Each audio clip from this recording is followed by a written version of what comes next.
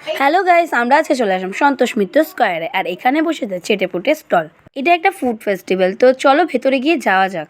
ভেতরে যাওয়ার জন্য 20 টাকা দিয়ে একটা এন্ট্রি পাস কাটতে হবে সবাইকে।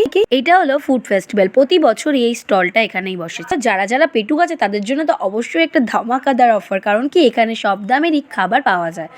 আর এখানে তো মানে লাইনের পর লাইন, মানে এত ভিড় হয়ে গেছিল, এত খাবারের দোকানে ভাবছিলাম আগে কোনটা ছেড়ে কোনটা খাবো।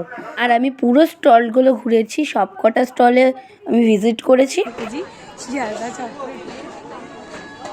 আমার তো এসে ভালোই লাগলো, আর আমি এটা প্রথমবার এসেছি। আর সব থেকে বড় কথা কি জানো, আজকেই এটা লাস্ট ডে। আমি তো ভেবেছিলাম আসতেই পারবো না, কিন্তু আসতে পারলাম, যে এটাই আমার খুব ভালো লেগেছিল। আর এইদিকে সব ডেজার্টের আইটেমগুলো ছিল, ডেজার্ট থেকে শুরু করে চকলেট সব কিছু। এখানে পিঠে পুলিও বসেছিল, কিন্তু সব রকমের পিঠে। থেকে বড় কথা, আমি যখন ভিডিও করছিলাম আমার তো দেখে জিভে জল চলে আসছিল, কোনটা ছেড়ে কোনটা খাবো। পরে চলে এলাম এই দোকানটাতে। এখান থেকে একটা কম্বো নিলাম, ফ্রাইড রাইস আর চিলি চিকেনের কম্বো। 2 পিস চিকেন ছিল, যার দাম হচ্ছে 99। চলো আমরা এবার সাচ্চা রিভিউ দেবো। এই চিকেনটা দেখে কিন্তু খুব একটা ভালো লাগছে না আমার। আমারও স্পেশালি এবার দেখি খেয়ে কেমন লাগছে। কেমন টেস্ট? ভালো। চিলি চিকেনটা ট্রাই কর। মাংসটা কিন্তু খুব তুলে দেয়।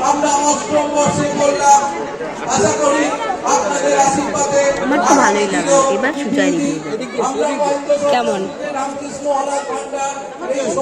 হ্যাঁ, মাংসটা ট্রাই করে দেখি। মাংসটা কিন্তু খুব নরম, সফট আছে অনেক।